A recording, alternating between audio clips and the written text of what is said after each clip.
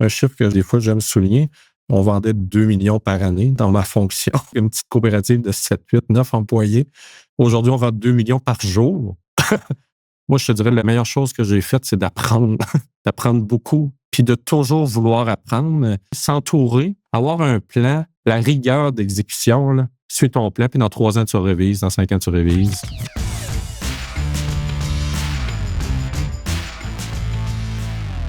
Michel Delisle, vous êtes chef de la direction d'Aventis Coopérative, une figure emblématique du secteur agricole québécois. Cette direction Aventis, née en 2018 de la fusion de plusieurs coopératives, affiche une croissance impressionnante avec un chiffre d'affaires avoisinant les 700 millions de dollars annuels. L'entreprise se distingue par un modèle coopératif innovant. On va parler d'ailleurs de tout le volet coopération aujourd'hui. Je pense que nos auditeurs veulent en savoir un petit peu plus. Michel, merci beaucoup d'être sur le podcast Hypercroissance aujourd'hui. Merci Antoine, merci de l'invitation.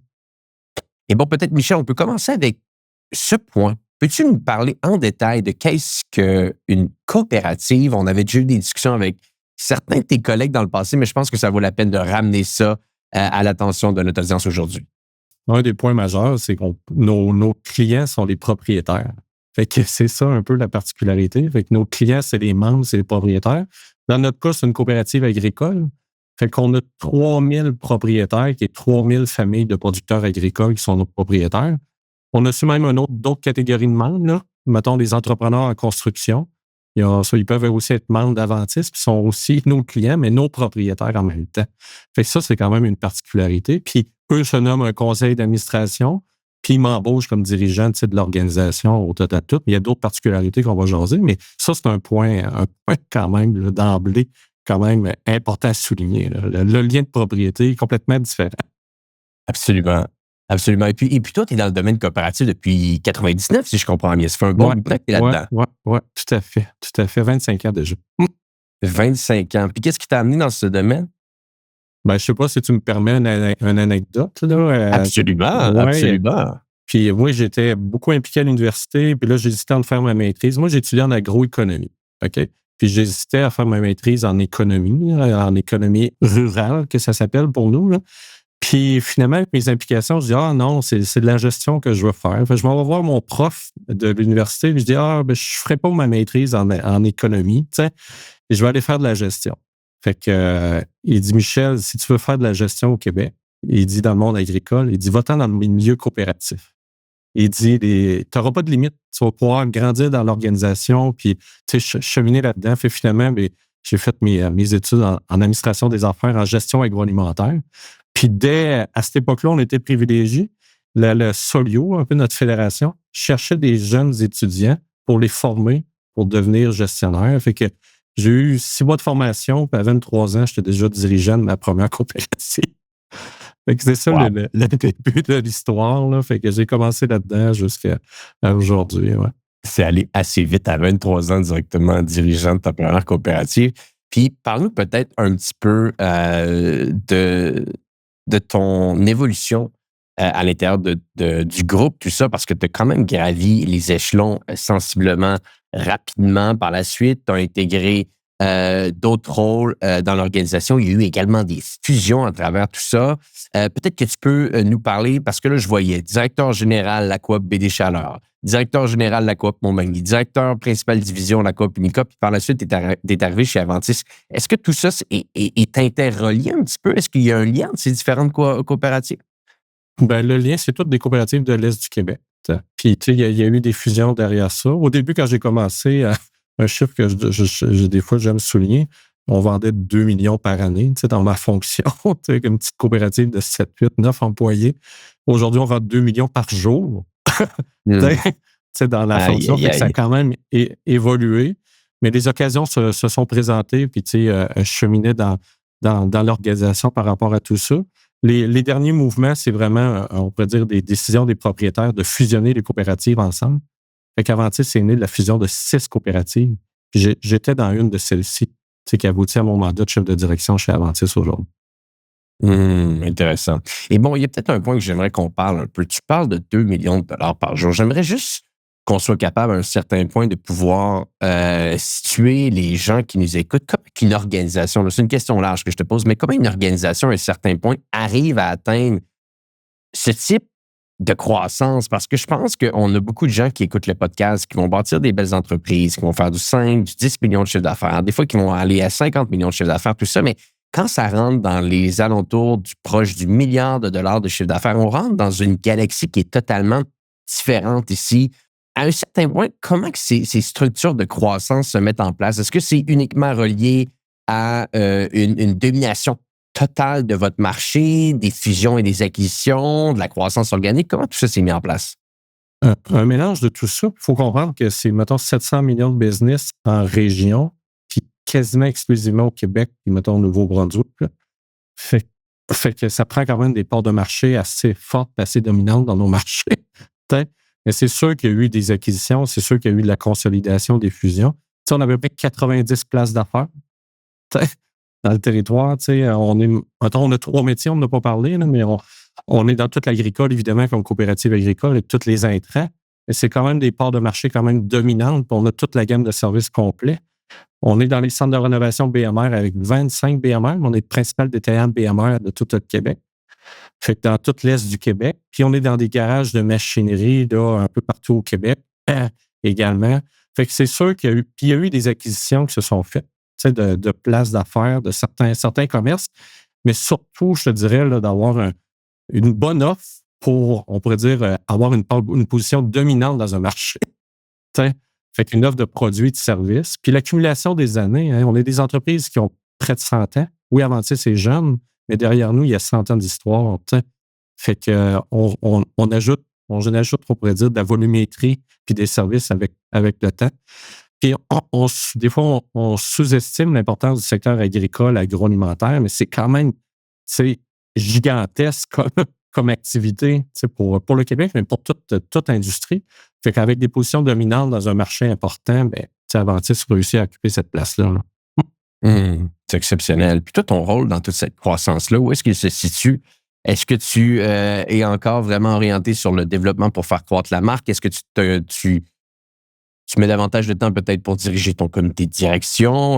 Où est-ce qu'un rôle d'un dirigeant d'une organisation à 700 millions de chiffre d'affaires va? C'est sûr que le rôle du début versus le rôle d'aujourd'hui, c'est deux mondes. Hein. Fait que oui, il y a du temps avec l'équipe de direction, mais dans les projets d'acquisition, de partenariat, de fusion, je suis intimement impliqué encore. Là. Puis les gens veulent faire affaire avec la haute direction dans ces dossiers-là, dans ces partenariats-là. C'est sûr qu'on ne regarde plus des partenariats de 50 000 100 000 on regarde des partenariats de plusieurs dizaines de millions des fois. T'sais? Fait que la taille des dossiers change, mais on est encore très, très impliqué dans tous les projets là, de acquisition, croissance, partenariat.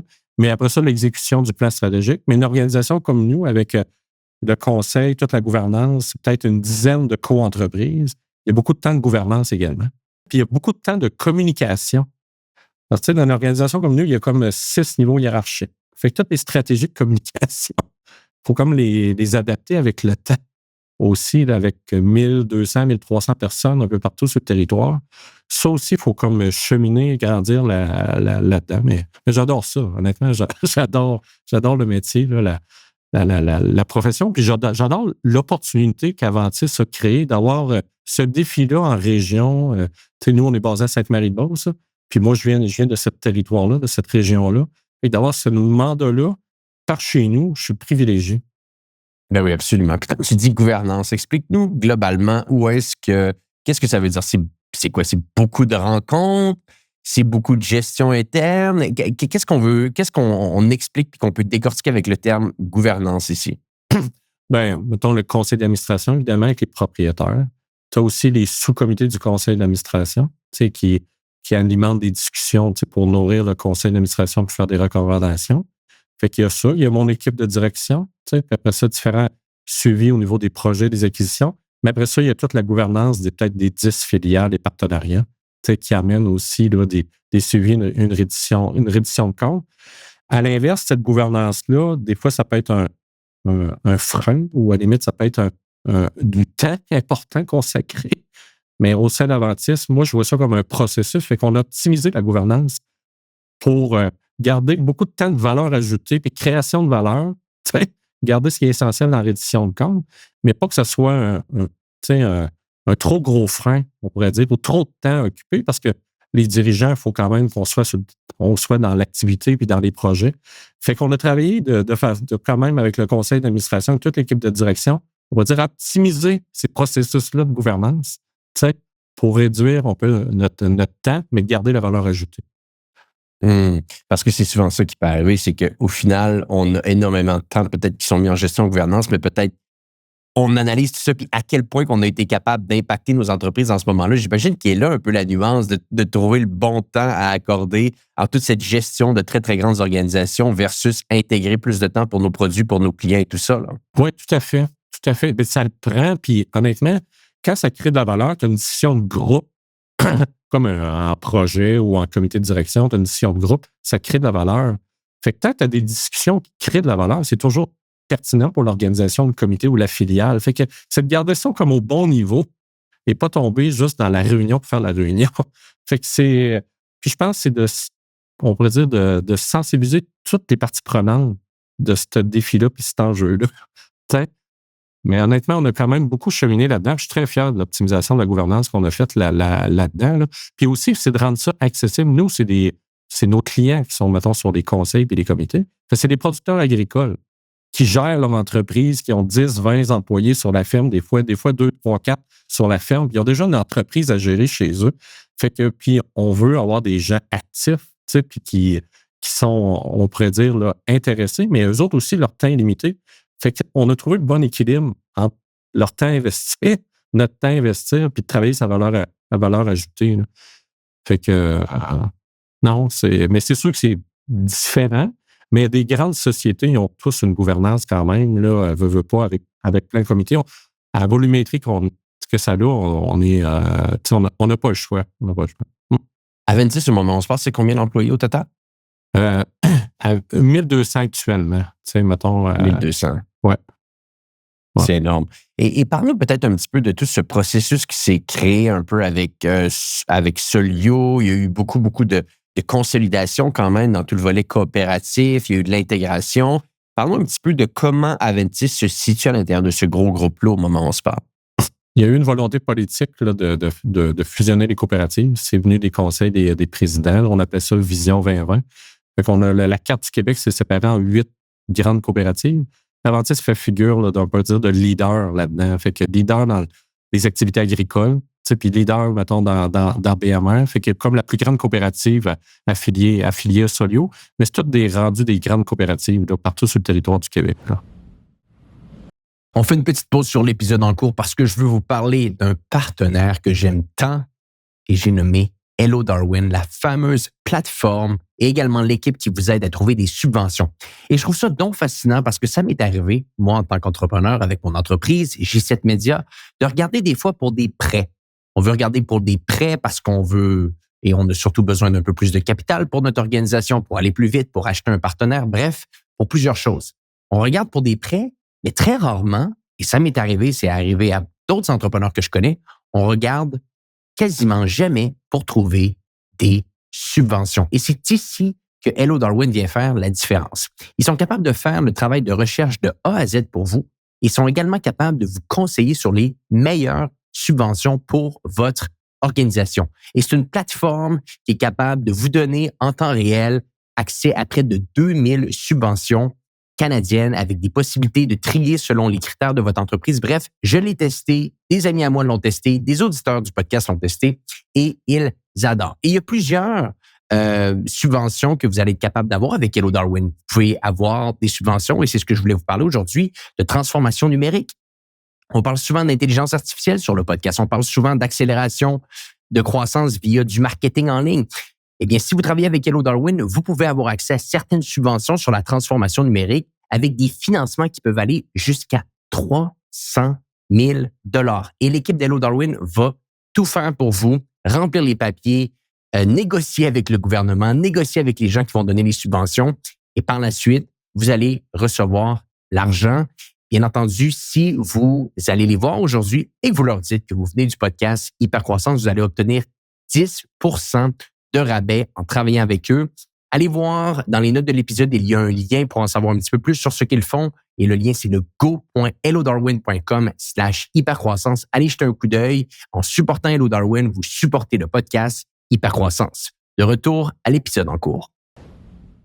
Et tout ça a commencé parce que là, je regardais un peu avec Aventis. Toi, tu es chef de l'exploitation dès 2018 au niveau de la coopérative. Mais est-ce que tout ça s'est lancé à peu près à ce moment-là? Comment tout ça s'est construit? Ben, il y avait, comme on disait, dans les années, mettons, 2016-2017, on appelait le chantier Vision 2020. Fait que les conseils d'administration, les présidents ont dit, on fait une fusion en 2020 autour de ça pour faire des grandes coopératives pour être pertinent pour nos membres, nos producteurs agricoles, pour les prochaines générations. À cette époque-là, il y avait les coopératives se sont mis ensemble dans notre région. Ils ont formé, on pourrait dire, le futur conseil d'administration. Puis ils ont lancé le processus aussi pour choisir des dirigeants en lien avec ça. Fait que ils ont choisi le chef de la direction, ils ont choisi moi comme chef d'exploitation. Qui j'étais comme le candidat prétendu pour prendre la relève par la suite comme chef de la direction. Fait que ça s'est fait là, en collaboration avec l'ensemble des coopératives qui ont formé Aventis. Intéressant. Et bon, j'aimerais ouvrir un peu la discussion avec toi, Michel, concernant la fusion et acquisition. Donc, on avait une discussion, toi et moi, il y a quelques jours. Est-ce que tu me disais, il y a eu une certaine période peut-être de consolidation à l'intérieur des dernières années pour rapidement, peut-être tranquillement retourner vers une vision plus agressive de croissance, continuer à essayer de grandir le groupe. Parlez-nous un petit peu de comment vous approchez le tout fusion et acquisition et comment vous voyez la suite dans les prochains mois, prochaines années. Fusion, acquisition, nous, on est parti de 6. C'est quand même tout un défi là, de mettre 6 organisations ensemble, bâtir une culture, etc.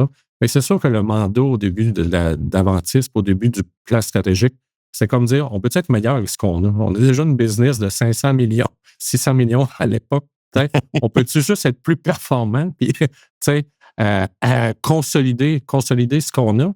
Puis le conseil d'administration, il dit à partir du moment qu'on va être robuste là-dessus, on est ouvert à la fin du plan stratégique de regarder les projets d'acquisition et de croissance là-dedans. Puis c'est ce qu'on a fait. On a quand même été hyper rigoureux dans notre plan stratégique. Les résultats sont au rendez-vous, mais on a quand même entretenu nos relations en parallèle parce que les projets d'acquisition, ça se travaille sur quelques années. Fait qu'on les a entretenus. On a fait les premières années d'Aventis, on a fait l'an passé, puis on a étudié 2-3 autres en 2025 actuellement, des projets de croissance.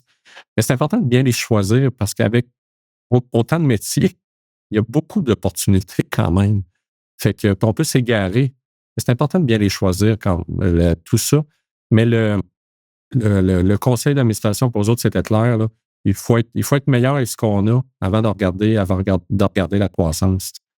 Fait que, Tu parles de bien les choisir. Quels sont les critères de sélection que vous regardez de votre côté?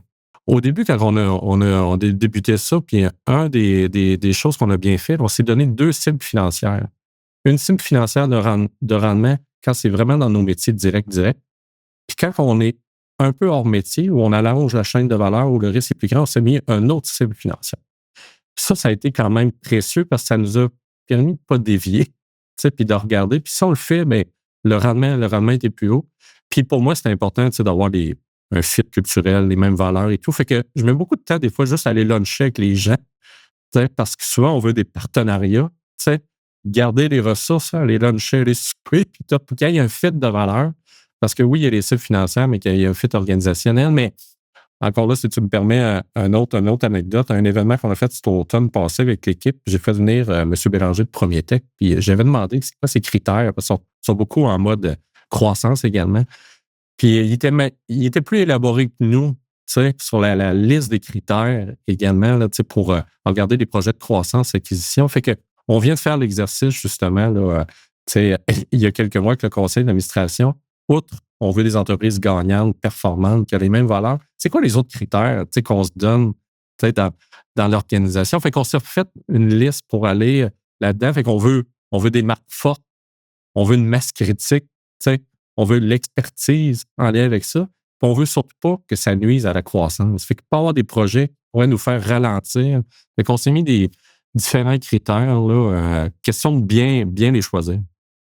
Puis c'est quoi? Est-ce que vous avez un quota annuel d'entreprise que vous voulez intégrer au groupe? Ça ressemble à quoi? Non, on n'a pas un quota annuel, mais mettons, ça peut ressembler à 1 ou 2 par année. Ça peut être un peu c'est déjà beaucoup, puis pour la taille, ça va devenir dans notre quotidien ou c'est déjà dans notre quotidien. Fait que, mais ça peut être beaucoup pour certains, là. Mais à l'inverse, quand on regarde le coût inflationniste d'une organisation de 700 millions, mettons, on a peut-être 70 millions de masse salariale. Fait que il faut faire la croissance. Fait qu'il faut faire la croissance organique. Il faut faire de la croissance, sinon par acquisition. Sinon, nous, on est dans des métiers de commodité. Hein. Fait que on n'est pas des métiers, mettons, TI ou autres, avec des grosses marges de profit. Fait que d'aller chercher toujours des optimisations d'opérationnel sur des frais d'usine ou de transport ou de logistique est quand même un immense défi. Fait qu'on a besoin de faire de la croissance organique quand même et de la croissance par acquisition pour absorber un peu tous ces coûts-là. Et puis, tu parlais beaucoup du Québec. À quel point vous êtes obligé, entre parenthèses, d'avoir une grosse partie de vos opérations? Quelle est la vision d'expansion un petit peu dans votre modèle? Bien, c'est sûr qu'il y a des activités qu'on a des territoires. On est 8 coopératives. Fait que, mettons, avec nos producteurs agricoles, dans les intrants, dans les BMR, on a quand même des zones, des territoires. À l'inverse, on a d'autres métiers qu'on n'a pas de territoire. T'sais. Fait que une des filiales qu'on a, là, c'est, mettons, IEL, Technologie agricole. Tu avais rencontré Vincent sur un podcast. Mais on n'a pas de territoire, mais on va être le leader dans l'Est du Canada. Fait que, on a ouvert des détaillants en Ontario, on est des maritimes, puis on est en mode acquisition dans cette filiale-là. Fait que ça, on n'a pas de territoire. Au niveau de la machinerie agricole, dans certaines lignes de produits, on n'a pas de limite. On pourrait faire encore de la croissance et des acquisitions là-dedans. Fait que c'est variable selon les métiers. Je comprends très, très bien. Et parlons peut-être un petit peu de tout ce qui est gestion un peu des équipes. Parce que, on parle de croissance, certes, mais je veux dire, garder une culture qui est cohérente à 1200, 1300 employés, ça ne doit pas être un gâteau non plus. Ça doit être assez complexe. Il doit y avoir des initiatives spécifiques, des mécanismes qu'on doit mettre en place. Et surtout, peut-être garder la même culture entre le début et la fin. Ça doit être très, très complexe, un très gros casse-tête également. Comment vous y prenez, vous, à l'interne, pour bâtir ça et pour maintenir une culture organisationnelle qui est forte? Ah, excellente question. Puis quand j'ai pris le mandat de chef de direction au début d'aventure, j'avais une discussion avec les présidents à l'époque, puis je me disais comment je vais réussir à créer une proximité avec mes équipes, avec autant de niveaux hiérarchiques, versus avant, que j'étais habitué avec des organisations, j'ai commencé à 10, puis après ça à 20, puis après ça à 100 personnes et tout. Puis là, je me disais, ça sera pas possible. Mais plus que je chemine, plus je crois que c'est possible, honnêtement. Mais les stratégies sont complètement différentes. Fait que les stratégies de communication, il faut quand même là, les adapter puis avoir différents canaux de communication en lien avec ça. On ne peut pas rebâtir à 100% la même proximité. Ça c'est clair, mais on peut tendre vers. Fait qu'on pourrait dire qu'on a des stratégies de communication pour tous les groupes dans l'organisation. Fait que ce soit c'est comme nous, quand on fait, mettons, une rencontre des gestionnaires, mais il y a 120 gestionnaires. Fait qu'il y a des stratégies de communication. Wow. Il y a des stratégies de communication pour ce groupe-là. Puis quand on fait mettons, la haute direction avec le conseil, on est 50-60. Fait que là, après ça, on fait des rencontres, mettons, avec toute la force de vente, là, puis d'un autre niveau, mais là, on est 200. Fait qu'il y a des stratégies de communication avec différents groupes. Fait que ça, c'est un des points. Puis après ça, l'autre point, je te dirais, qui est quand même précieux, c'est que le message passe par moi, mais il passe par mes équipes, puis il passe par l'autre niveau hiérarchique. Il faut développer l'équipe de direction, puis développer les gestionnaires des gestionnaires. Fait que pour faire grandir tout le monde là-dedans. Fait que ça prend plus de temps. Mais quand on dit on peut tendre vers, mais c'est ça qu'on fait. Fait que on a déployé, on pourrait dire, un peu toute l'expérience employée, la marque employeur. On a déployé tout ce qu'on veut faire vivre comme l'expérience client au sein de l'organisation. C'est des chantiers de longue haleine pour une plus grande organisation, mais on voit déjà les résultats puis ça, on lâche pas l'équipe de direction. On tire tous dans le même sens. Puis là, on voit on pourrait dire moi, j'appelle ça un peu l'ordre de marche. Là, ça descend, ça descend, ça descend, ça descend. Puis on peut y arriver. Fait que c'est quand même un défi. Je n'en cacherai pas. Mais à l'inverse, je suis quand même très content de voir où est-ce qu'on en est rendu. Fait que assez fier de tout ça. Fait que ce que je disais, mettons mes présidents, je pense que c'est pas possible. Je pense que c'est possible. C'est juste un peu plus long, puis les moyens sont différents. Ah, ça doit être complexe. Avoir une rencontre de gestionnaire à 120 gestionnaires, finalement, c'est une assemblée, là, littéralement. C'est plus des rencontres. C'est une assemblée où est-ce qu'on présente des nouvelles lignes directionnelles et tout ça, là. Oui, mais à l'inverse, justement, on essaie de s'améliorer. Fait qu'on fait parler plein de monde, plein de témoignages, plein de collaborations. Officiellement, c'est pas Michel qui doit parler, c'est pas juste l'équipe de direction. Il faut peut-être être une vingtaine à parler. Moi, j'appelle ça la boule de neige. C'est une grosse ma boule de neige, la rouler dans l'organisation. Fait que plus on est de personnes à porter le message, plus on est capable de à descendre également. Si c'est une assemblée assis, comme tu dis, pour les gestionnaires, mais on a un défi d'engagement. Fait qu'on essaie quand même d'aller chercher cet engagement-là. Fait qu'il y a plein d'initiatives, de vidéos, de lancements, de ci, de ça, que finalement, ben, c'est les employés, c'est les collaborateurs qui embarquent. Fait qu'ils mettent la main à la pâte et que là, l'engagement grandit.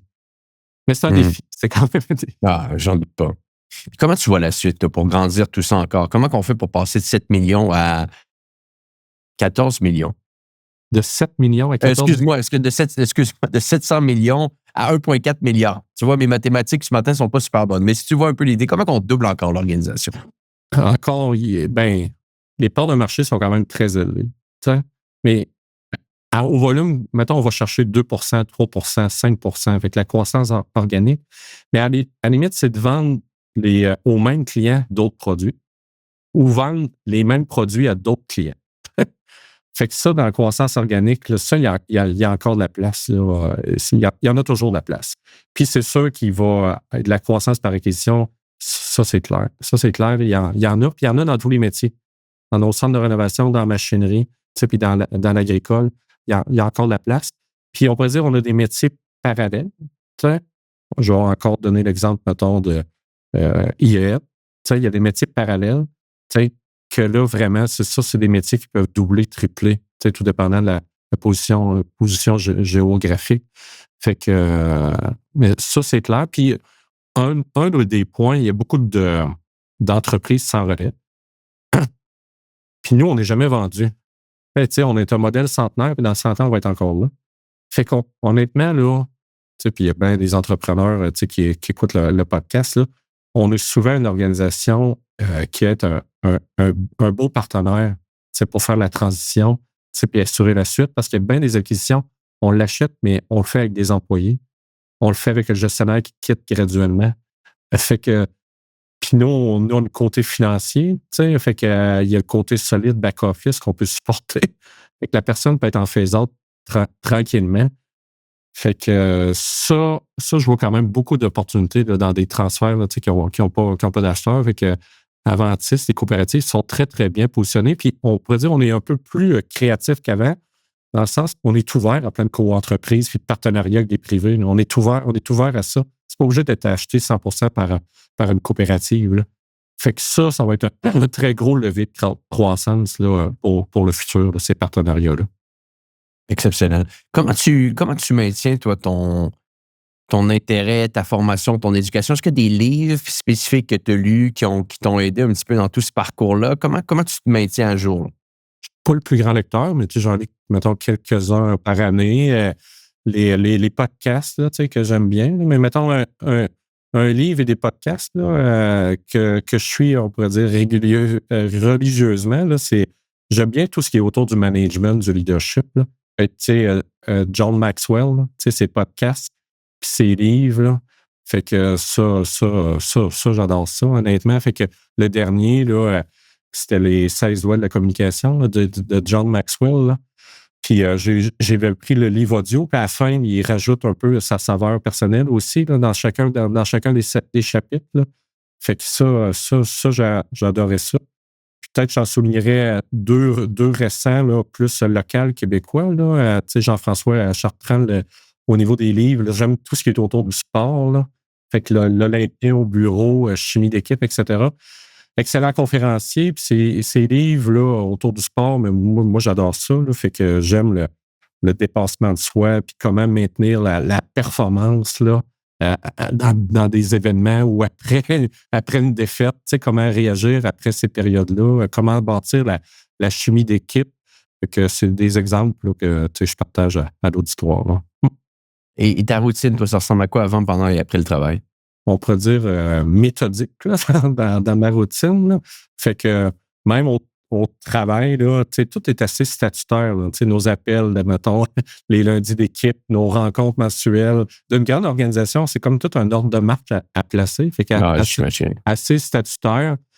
Personnellement, mais, je veux être avec la famille pour déjeuner puis pour souper. Là, fait que je pars à 7 heures, je reviens à 6 heures. Ça, j'essaie d'être discipliné quand même pour être avec la famille, mais après ça, c'est de se garder du temps pour mettons, se ressourcer, évacuer, etc.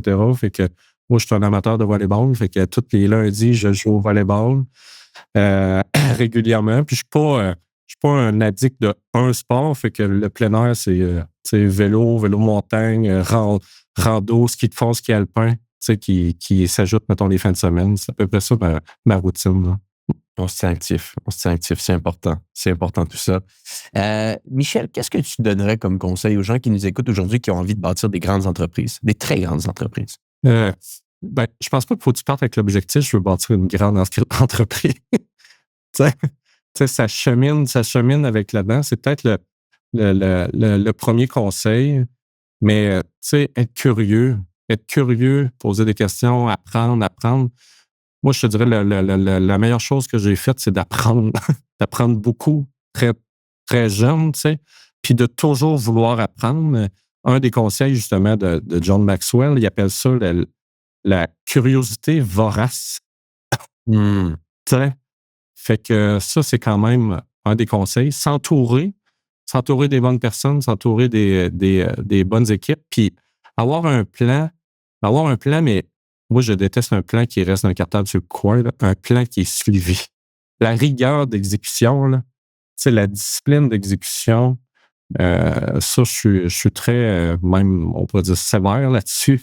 On se fait un plan, puis on suit. Là. Fait que, en gros, c'est ça. Mais s'entourer des partenaires, s'entourer des gens, puis avec un plan. Mais c'est sûr que ça prend de l'ambition aussi. Là. Mais je pense pas que tu dois te mettre une cible.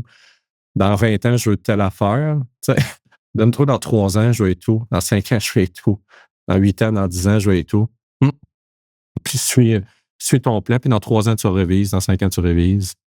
C'est tellement un bon point parce que souvent, les gens, c'est de faire la distinction entre le bruit et les signaux. C'est-à-dire que très souvent, tu as un plan qui fait énormément de sens aujourd'hui, mais qui peut moins faire de sens dans un mois. Maintenant, c'est quoi ta discipline à revenir puis à repenser et te dire pourquoi à la base on avait fait ce plan-là? Et plus souvent qu'autrement, tu as fait une bonne réflexion pour le plan. Donc, c'est pas le temps de le changer. Il peut être ajusté, il peut y avoir des nuances. Personne n'avait prévu en 2020 qu'il y aurait une COVID. Personne n'avait prévu par la suite nécessairement qu'il y aurait de l'hyperinflation. Donc, on ajuste, on est flexible, certes. Mais on ne doit pas revoir constamment à tous les 2 mois le plan.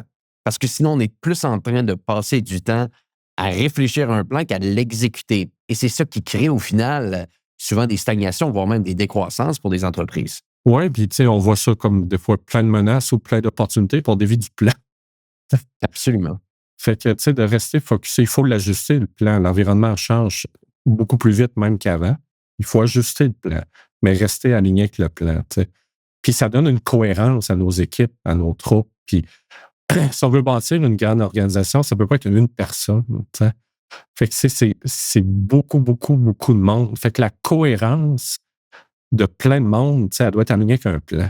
Fait que cette cohérence-là est quand même précieuse, je vous dirais, dans l'exécution du plan. T'sais.